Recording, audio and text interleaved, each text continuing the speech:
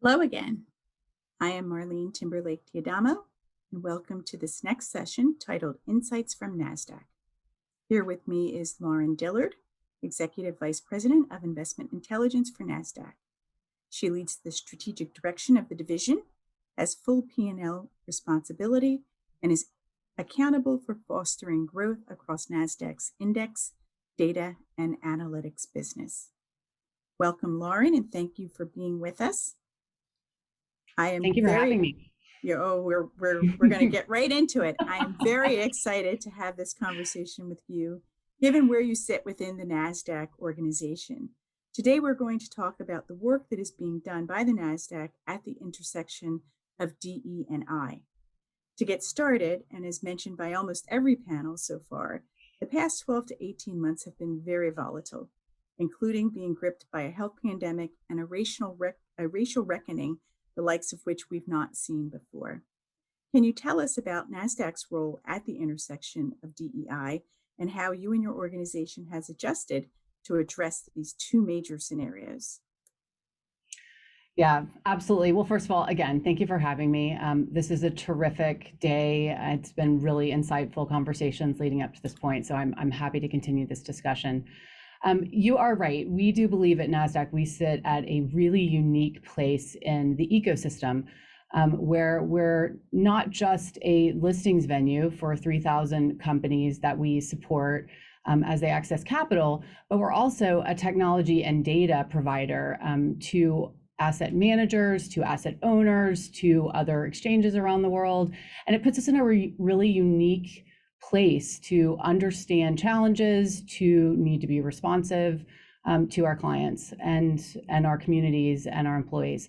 And I would say in the last 12 and 18 months, as everyone has spoken about, I think we believe many of the trends and the concerns obviously were there. They just became highlighted. And I think about what we've done at NASDAQ to engage again with our communities, with our clients, with our employees. And it all goes back to our purpose. And our purpose is to drive inclusive growth and prosperity. And we've always had a vision reimagining markets. We've always had employee resource groups. We've always actually had a foundation and entrepreneurial center since 2014. But the last 18 months really allowed us to hang all of those together and make sure that we all were integrating this purpose into our day-to-day existence. And I would say if you use integration, because I know that's a word that a lot of people like to use, I would start there. You know, within investment intelligence, we really serve asset managers, asset owners with data, transparency, with indices to drive investment decisions. We're not an asset manager, we're not an allocator, as you are an investor. But our job is to make sure that we take the data and we normalize it and we remove friction from the system. And much in the same way that we've done that off of our eVestment platform for 2 decades, it has 23,000 strategies in it and close to 3,000 asset owners and allocators and asset managers that use it. We have integrated ESG now and D&I data in the same way that it used to just be investment metrics. And we've worked in a community, in a partnership way, partnering with ILPA and the FCLT and other asset managers and asset owners and consultants within the community to make sure that we normalize that data and that we remove friction. I mean, I think you've heard it from a lot of the panel today. Decision-making can be incorporated and integrated in many different ways, but providing the data in a standard form should not be where people are tripping. And we fundamentally believe that is a place that we sit. And if we can remove the friction, it will frankly drive better investment decisions around the entire ecosystem.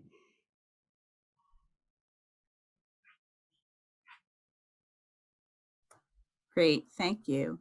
Can you talk a little bit now that we've covered the integration, can you talk a little bit about the partnerships that you have as well? Yeah.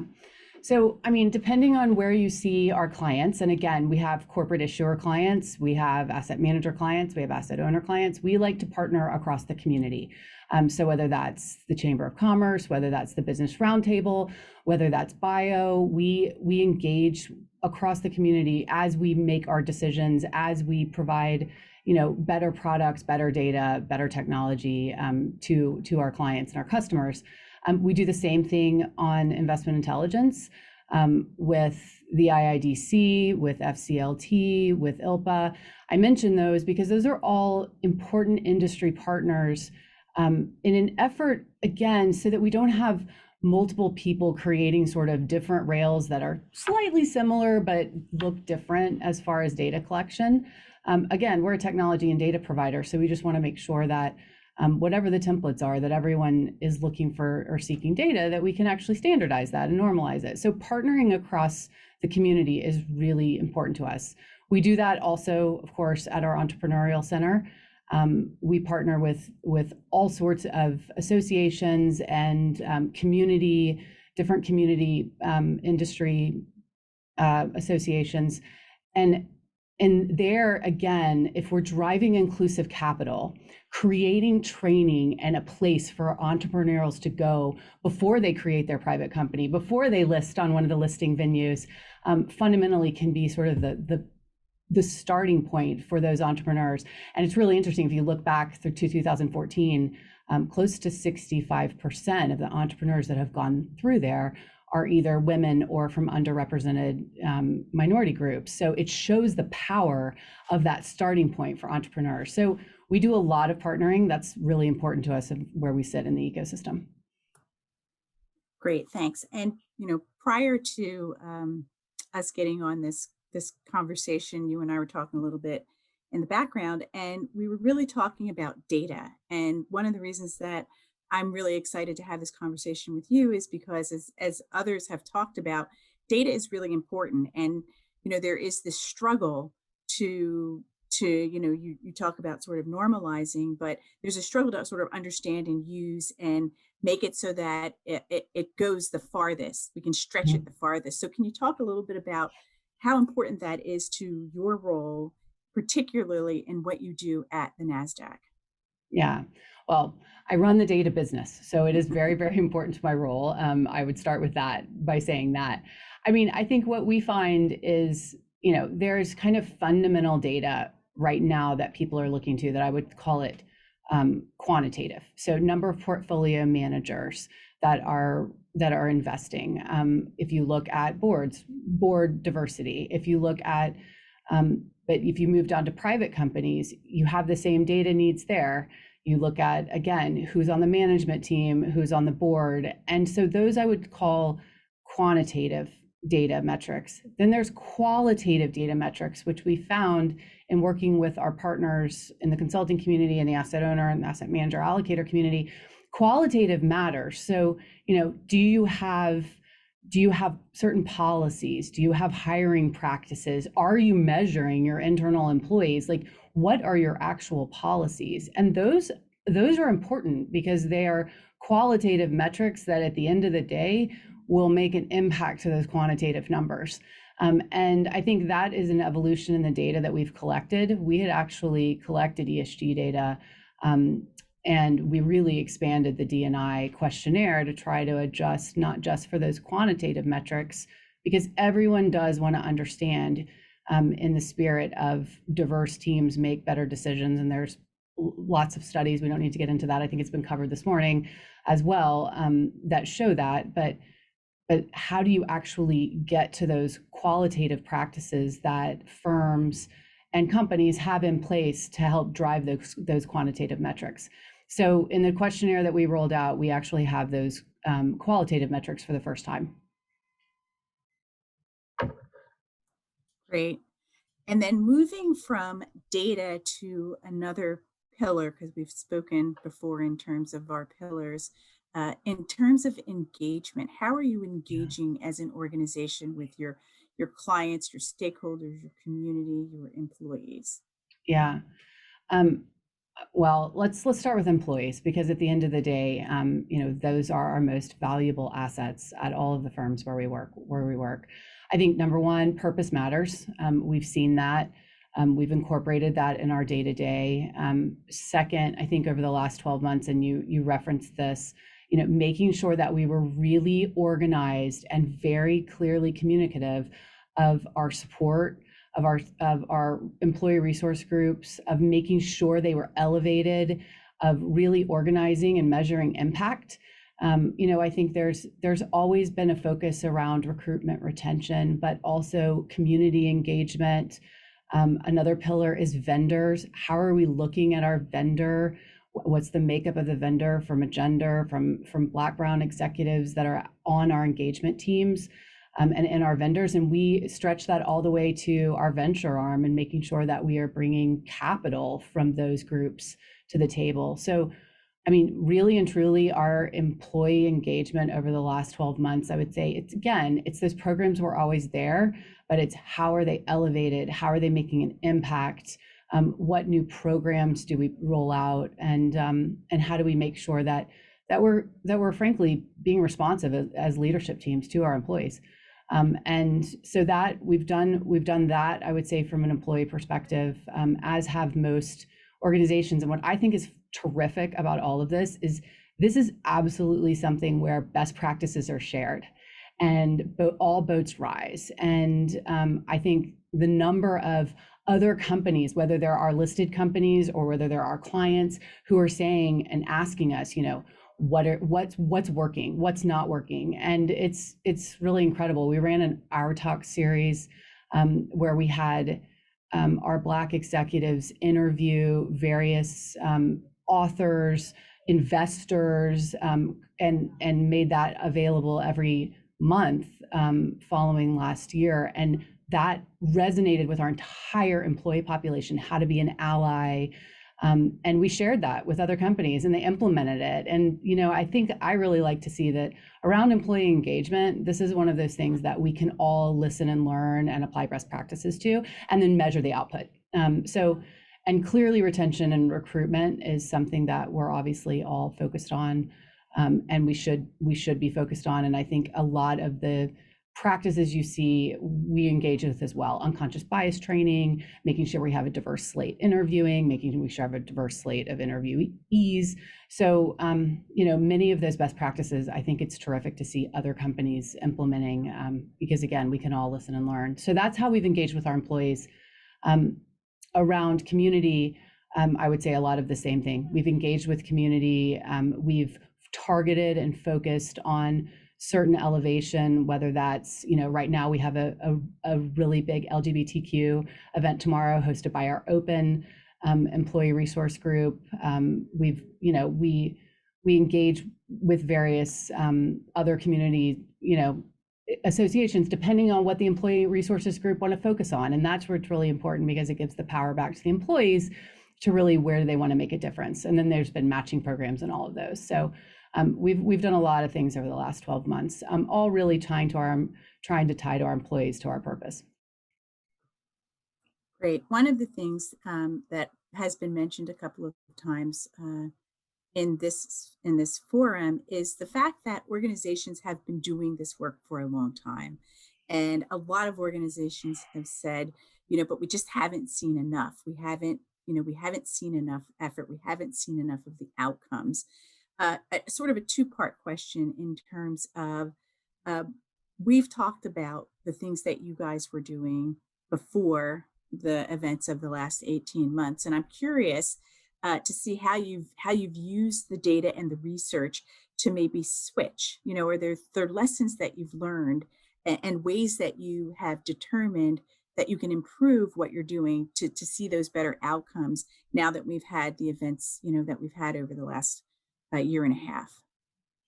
Yeah, well, you measure what matters, and what matters gets measured, right? I mean, I think, running the data business, that is what we do. And I think we were doing that, in all honesty, but I think it's with a more emphatic force around the metrics, around the numbers. We, as did many companies, published our employee data for the first time.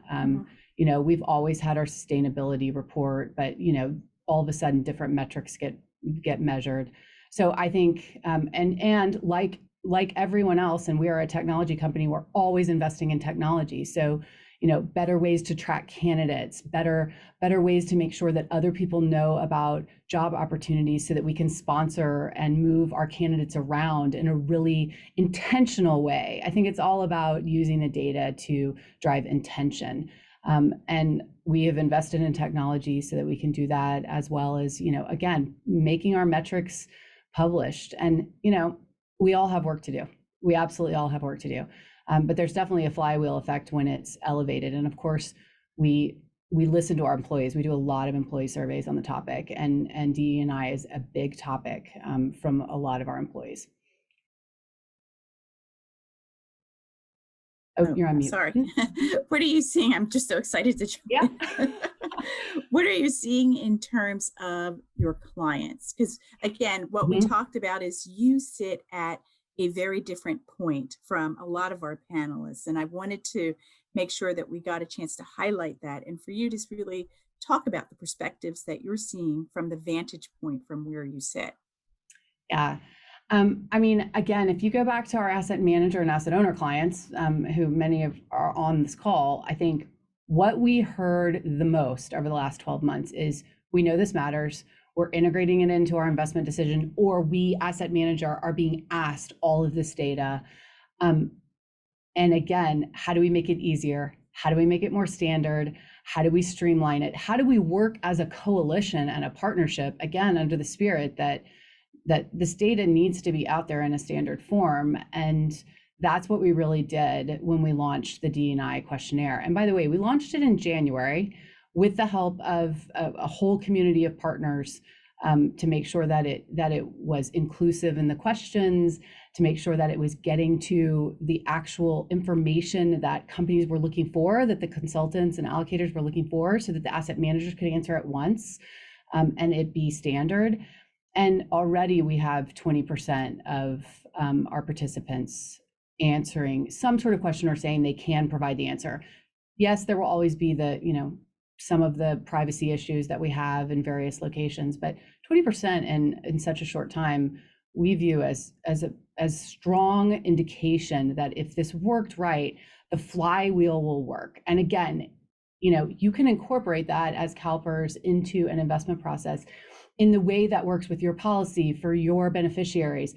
But you shouldn't, from our view, we shouldn't be having different ways to collect that data. It all should be standard. Again, it goes back to the normalization and the friction. So we really listened to clients as we evaluated that, because we don't want to just be, another data template that maybe somebody uses, but it doesn't really answer what you're looking for as you integrate it into your investment decision making. And frankly, we do that on the public side as well as the private investing. So managers of investing private capital. And I think that's really important, because we, within eVestment, because we have so many asset managers and asset owners, it's an important part of the portfolio. And that's why we sort of keep going back to the vantage point from where you sit in terms of the data. And, just a question about, again, the events of the last, year and a half, and how receptive individuals, firms have been to innovation and new ways of looking at data. And quite frankly, understanding that, the old ways sort of, weren't getting us where we needed to go. And so, we need to roll out some things that are going to be a little bit more quicker. Yeah, absolutely. Well, and again, show not just quantitative, but qualitative. I think that's the other bit to it that matters. Policies matter, programs matter that asset managers have. Numbers unfortunately take time to move. And I think we've seen that. We've seen that with board diversity numbers. And we're going to see that with investor quantitative numbers. The numbers that we have from the 20%, which we published, they're not great. Less than 10% of money is being run by women. Like that's not a great number, but at least it's out there. And at least then you can also look at the policies that are in place and the programs that are in place, so that you can see whether that there's a path to move those numbers. To me, that's what is really important about the data. if we just keep measuring sort of numbers that aren't moving, we're going to be at this glacial pace that we've been at. But clearly within the last 12 months, and you can see it from even the new board of director numbers over the last 12 months, you are seeing meaningful change. But it has been a long time to get here, of course. I was going to say, I think we're all a bit impatient, and so even though we've seen more change than what we've seen in the past, by context, it's not enough. I know. It's not quick enough. It's not fast enough. It's not enough, and so Yeah. we really have to find ways to get to where we need to go and to bring everybody along. And I know we keep sort of going back to the data, and I really love your reference about sort of the glacial pace, because data is great. But I like the fact that you've also brought in, and as has been discussed in previous panels, about policies and procedures. Yes. And, the recognition is that it's not really just about throwing up a bunch of numbers and then saying to an organization, well, what are you going to do about it? It's about a process that incorporates a lot of activities and a lot of, really meaningful and thoughtful, decisioning in order, for each organization to understand sort of what they need to do in order to make change and in their organization. And the path is not going to be the same. The data is not necessarily going to be the same. Right. Everyone needs to recognize what is specific for them and how they're going to get their organization there. Yeah, and that's exactly right. And like, that's why a question like, do you have a mentor program, matters. Because if you actually look at the numbers, and someone on an earlier panel referenced that Women in the Workplace McKinsey report, there's a flywheel to, if you have a mentor program and then you end up mentoring, then you have a number that mentors senior women or that mentors, Black executives. And then you look at the number as you get, for instance, in that McKinsey report, and it was women in the workforce, so it had that lens, but it actually showed that senior women actually sponsor Black women more frequently. So that's an important fact. And again, it goes back to the program. It's not actually all the way to the numbers, because the numbers aren't good, but it goes back to the fundamental of the program. So not everyone is going to get there the same way. It's a really important stat I like to use because I sponsor our Globe ERG, which is our Black employees. And I use it a lot because we have to sponsor and mentor the executives as they're coming through the ranks. It's an important program, but it's qualitative, not necessarily quantitative. A question that I wanted to ask you, and one that was actually posed earlier, which I thought was really good, is, what is it that you've talked a lot about what your organization is doing and the different things that you've done over the last couple of years, including most recently. But is there something that you really would want us to know about what you're doing, something that didn't come up, or something that you've sort of learned in the most recent experience that you really wanted to share with this group? Yeah, I mean, I would say two things, and I've said them both, but might as well say the two things that matter. First of all, purpose matters, and that driving inclusive growth for us ties everybody together.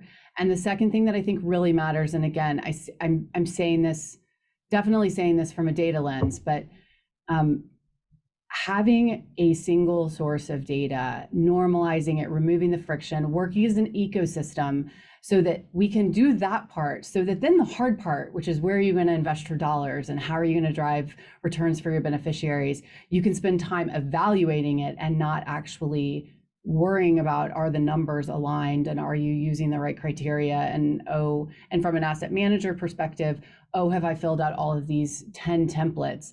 So I go back to that sort of, how do we remove the friction? And if we can remove the friction, then I think, again, the flywheel can move faster. So when I think about driving inclusive capital, and I think about our purpose and our role in that as a technology, and for me as a data, running the data business, that is the purpose there. It's to remove that friction and make that flywheel work faster. And I think we all benefit from it. Those would be my two takeaways. Great, thanks. So you've mentioned removing the friction quite a bit. So I feel like I would be remiss if I didn't sort of say, what is your, for folks that are sitting out here, we have, hundreds of folks that are listening in to this conversation. What would be the thing that you would say to them in terms of how to start doing that, how to figure out where there's friction in the data that they use, how to normalize the data, and how to start using that towards purposeful change and purposeful, direction in terms of this DEI strategy? Yeah, well, I would say, first of all, if you want our data, you can use it. And second of all, if you don't think it's capturing something that we've worked with the industry partners to capture, we need to know, because otherwise we end up with yet another different, collection mechanism for that data. And then I would say, use it. And then if you don't have the policies that are in place that are clearly being asked, I mentioned mentor, but there's other quantitative policies, that needs to get elevated within the organizations, because there's a reason that those questions are asked. They're driving inclusive growth. They drive diversity within organizations. So I would say, take a look at the questionnaire, start with that questionnaire, and make sure that it's what your organization is using. And then there's always going to be iterations. This whole process has to be iterative. I think we heard that earlier, and we obviously believe that, and we've iterated a lot. But I think that's the way to start. It's got to be policy driven, and it's got to be, you've got to measure what matters. So I think that's where I would start from a data perspective.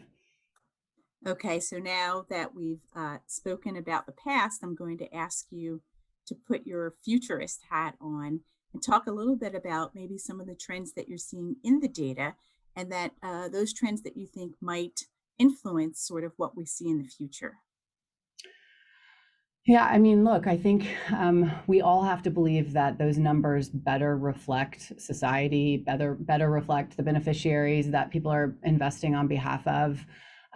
The only way to do that is to measure numbers and, then make some ultimately difficult decisions around it. But transparency is the first place to start, and then discussions. And you had some of these decisions from investors before. I sit from a seat of a data and technology provider and not from an investor. But so many of the things you heard before, investors are asking for the information. So there needs to be a standard place to get it. Investors are going to start making, whether it's voting decisions or investment decisions, on using that information. So there's both sides of that equation.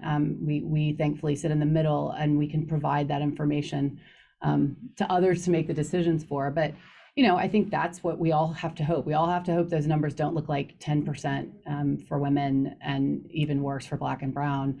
And they look more like the people we invest on behalf of and are in our society and our employee base. That's great. Well, I want to thank you for a great discussion. I want to thank you all for joining us for the first half of the day for the 2021 Diversity Forum. We're now going to take a break for lunch until 1:15 Pacific, and please tune back in then, because we have many more great speakers and sessions still to come. Thank you all. Thank you, Lauren. I really appreciate it. Thank you. Yes, it was fun.